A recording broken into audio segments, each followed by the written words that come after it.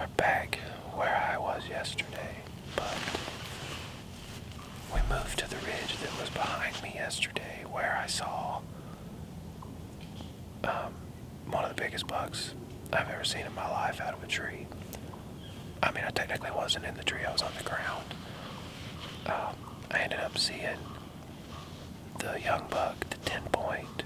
I had another 8 point come through right before I was going to get down. So I sat a little longer, and I had a migraine that was getting so bad. I honestly didn't feel comfortable sitting in the tree. I was getting really nauseous. So I was going to get down and go to the truck and take some medicine. And when I got to the ground, the 8 point that I had seen was coming back down the hill, and he was being pushed by a huge buck. There was a hot doe up here, and they were about 60 yards to the north of where we're at now. So we moved over here in hopes that maybe they'd be back in here and be on this ridge. We've already seen one deer this morning. We couldn't tell what it was.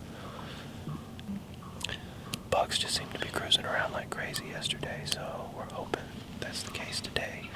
Even if the hot doe is gone, hopefully we'll just have some cruising bucks in here, so I don't know, we'll see. If they come up this point like they did yesterday, we should be in the chips, so that's all we can hope for, I guess. We'll probably sit for a while today. I mean, I didn't see that big buck until 12:30 yesterday. If we don't see anything by noon or so, we may reposition in here somewhere or go look at something else. So we're gonna enjoy the 45 squirrels that are around us and hopefully have a deer pop up out of nowhere. That's the hope.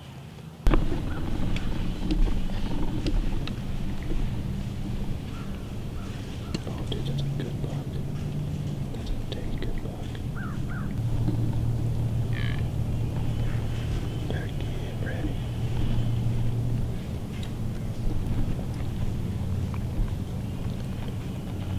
He's gonna keep pushing him this way.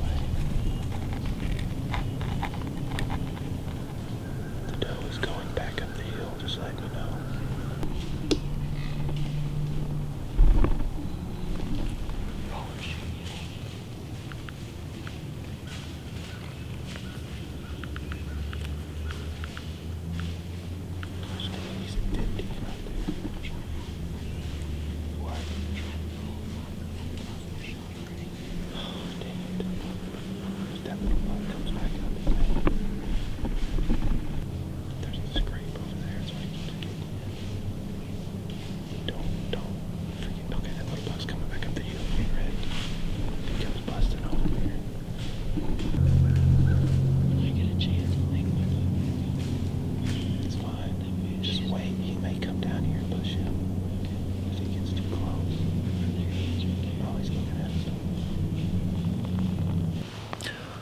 Right after we did our interview earlier,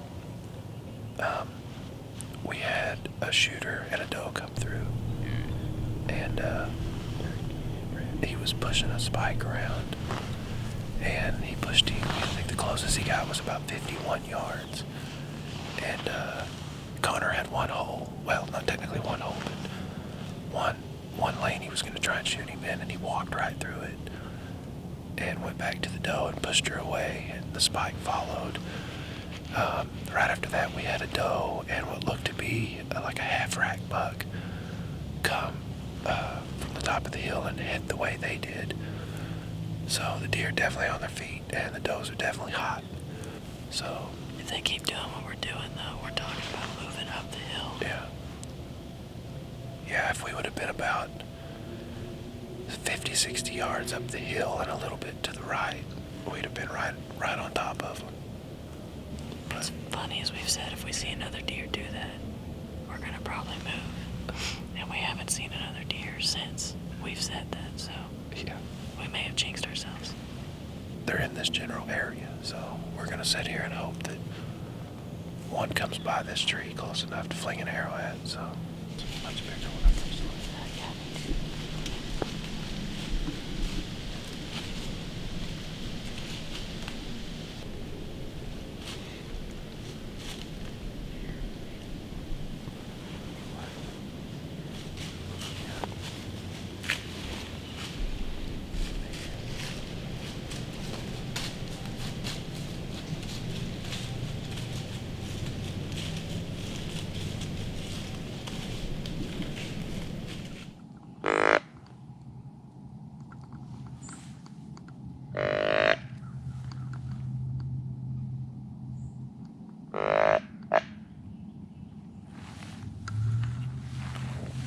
They come running now, right?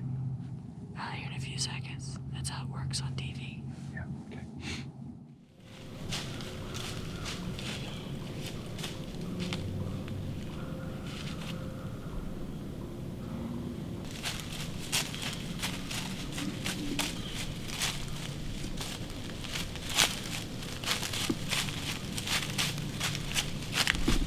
He's going to the right now.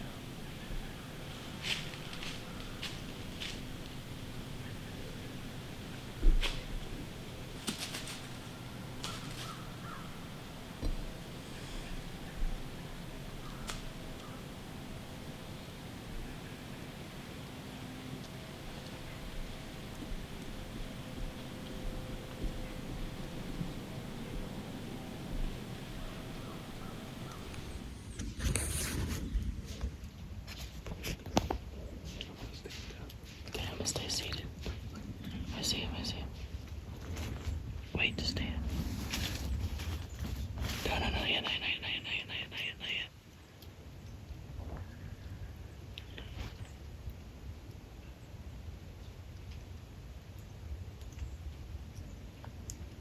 I'd let her move to get his attention. Can you shoot kneeling? I'd almost let her move and see if he pulled. I don't think there's any way you can draw back and shoot him right now.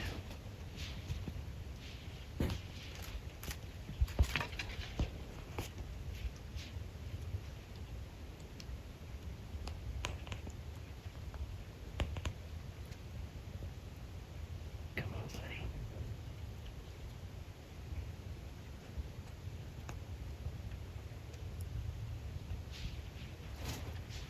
Wait.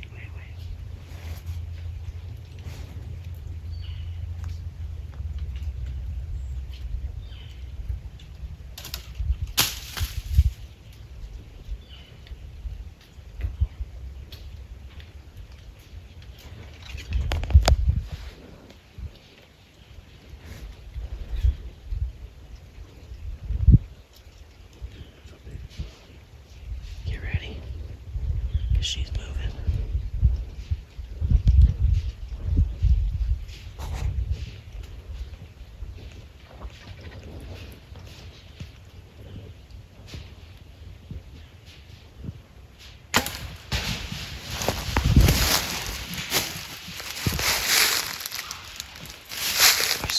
No.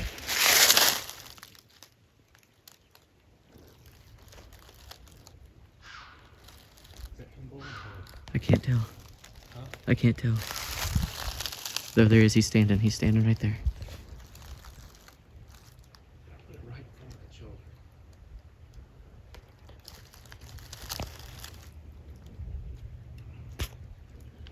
He's standing up there. Don't move. He's just standing there.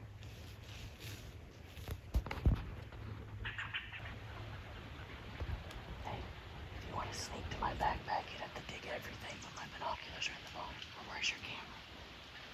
We can see where your head is.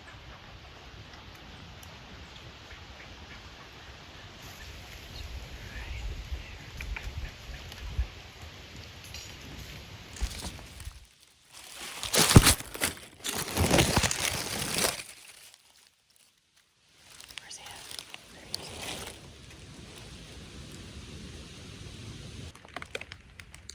Okay, there's moving. Here, you watch it. Stay long enough to look. Is he on the ground? Alright, so we got out of this tree. And as we're backing up, we had a doe take off running, and there was a buck behind her. We just hit the ground, and she come walking back up towards us, and he followed her. And he stopped right next to a tree that we had ranged previously. And I knew it was 40 yards, so I shot him, and it felt good. Everything looked good. A quarter into a little bit, he ran up the hill and stopped at about 80 yards. Connor says he's either dead or laid down, but we're not positive. Hey,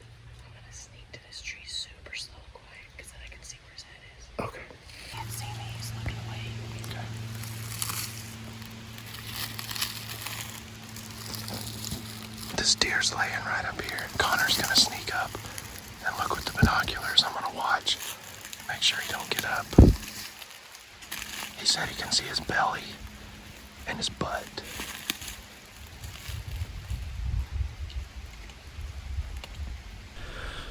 All right, guys, so we're about to go in and look for this deer.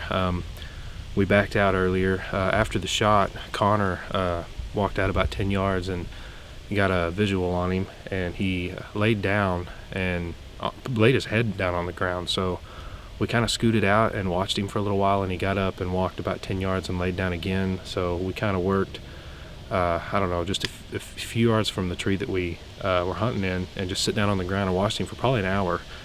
And he got up a couple more times and laid back down, and we ended up thinking maybe we could get close enough to maybe get a shot, because each time he would get up, he'd work towards us a little bit.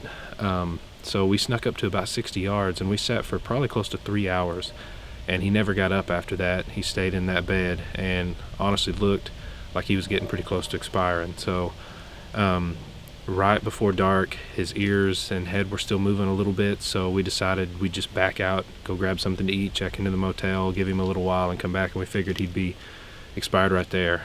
So we're gonna work our way in here. We're gonna take this creek, and we got about 500 yards to go. Once we get below him, we'll probably turn the red lights on and then just sneak our way up. Like I said, he shouldn't. Once we get to the top, he should just be right up on the lip. So don't want to go in there bright lights ablazing. So we're gonna work down this creek, and hopefully he'll be laying up there. We're right below this deer.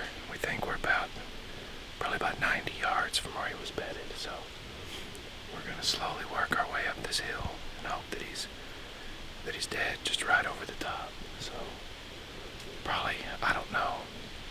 The best option, I think, is just to sneak up there and then try to hit a white light and see if we see a head up with eyes. And Should we put this camera in the backpack? That way, and then if we find him or whatever, I'll just pull my phone out. But that way we can focus on him. That way I don't have to film. I can actually just look for eyes. yeah, maybe. Because if I'm filming, I won't be able to see eyes as well. Yeah, probably.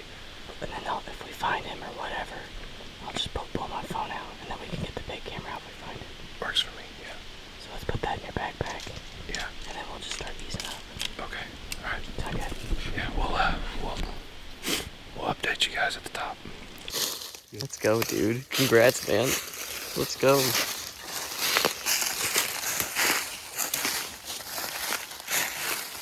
That G2 is sweet.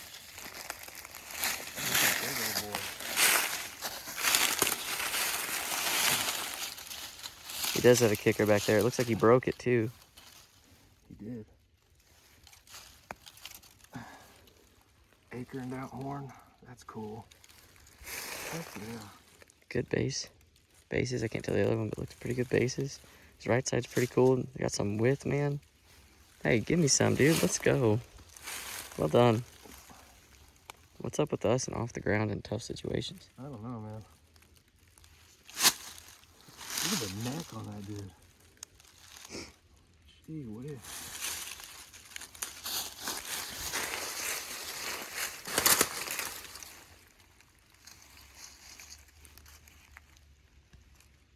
What I want to know is, look at that kicker. Dude, it's got pretty good mass right there where it broke. Like, I wonder how far that thing went out. At least a few more inches. It had to go pretty far since he broke it. Yeah. You know what I mean? That's what I feel like anyway.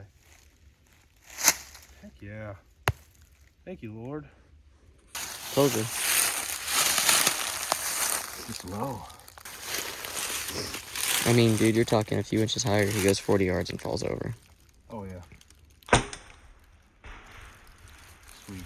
Year 3, tagged out in Kansas? Yes, sir. Let's go, man. Awesome. Off the ground. I'm like, that's what I said. What's up with us on tough situations off the ground? Walking in with mine 2 years ago. Getting down. All right, y'all. Well, we found him. Thankfully, he was dead when we got up here. We didn't do a lot of Yodis. We didn't do a ton of filming on the way in here. We snuck in here pretty quiet. and he was just up on the lip of this hill. So we snuck up the edge of the hill with our red lights and bright lighted it when we got up here. We knew right where he was bedded, and I don't think he moved a muscle from the last time we seen him. I'm really glad we backed out and left when we did. Like I said, we knew he was in pretty bad shape when we left. It didn't look like he was going to get up again, so, and we were right. So we backed out, got something to eat, and I think that was a good idea. So, but he's a pretty good buck. He's got this cool crazy side over here, like we call them acorn horns. I don't know what everybody else calls them, but it's pretty neat. And he had a split brow back here. Looked like yeah, kind of a split brow. I broke it off, but good buck. I'm tickled pink. It was a crazy ordeal. I mean, caught on the ground again, kind of like Connor's buck a couple years ago. We were actually going to get down and move trees, and we got down on the ground, got all of our stuff packed up, ready to move, and he come through chasing a doe, and they actually seen us, and we just hit the dirt, and the doe got curious and come back up the hill looking at us, and he followed her right back up there and gave me a 40-yard shot. So shot was just a touch low, but like I said, it did the job. So we're gonna probably throw a coat over him, try to keep the coyotes off of him, and we're gonna march out of here real quick and get the deer cart, get back in here and cart him out and get to work, I guess. So thanks for watching, and hopefully we'll bringing you more. Connor and Steve and Ryan all still have buck tags up here and have quite a bit of hunting left to do. So hopefully they'll find them one, and we'll have 4 buck tags filled in Kansas. So that's the hope.